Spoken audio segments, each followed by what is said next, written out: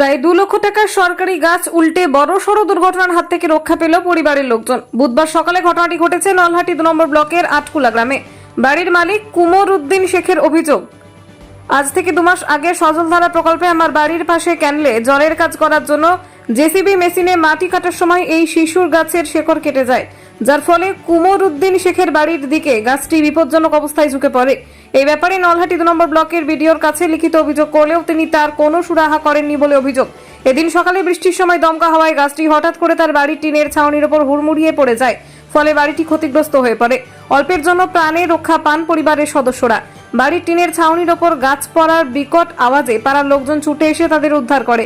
বর্তমানে গাছটি মাটির বাড়ির ওপর বিপজ্জনক অবস্থায় আটকে রয়েছে।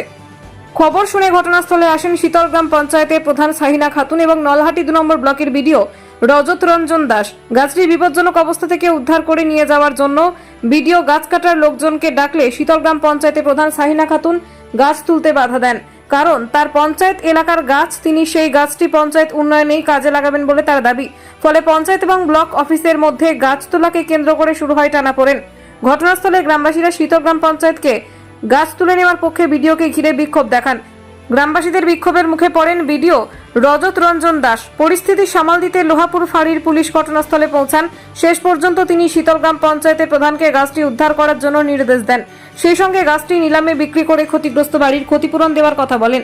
অবশেষে স্থানীয় পঞ্চায়েত এবং ব্লক অফিসে টানাপোড়েনের মীমাংসা হওয়ার পর ক্ষতিগ্রস্ত বাড়ির ওপর গাছ উদ্ধারের কাজ শুরু করে শীতলগ্রাম পঞ্চায়েত।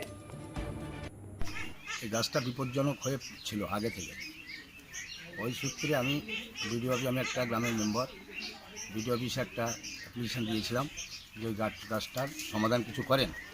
হয়তো বাড়িতে ঝড় বৃষ্টি যাতে পড়ে যেতে পারে, পড়ে গিয়ে কিন্তু বাড়ির ক্ষয়ক্ষতি হতে পারে কিংবা লোকজনেরও ক্ষয়ক্ষতি হতে পারে, কিন্তু বিডিও সাহেব কোনো গুরুত্ব দেয়নি।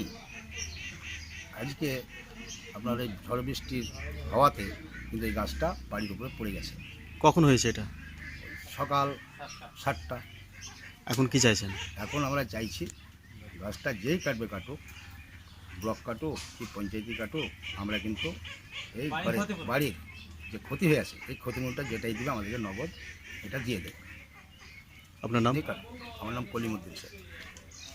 আল Heram international tour and travels হজ ও উমরাহ করার একটি বিশ্বস্ত সংস্থা। স্পেশাল ভিআইপি প্যাকেজে হজ ও উমরাহ সম্পূর্ণ করুন।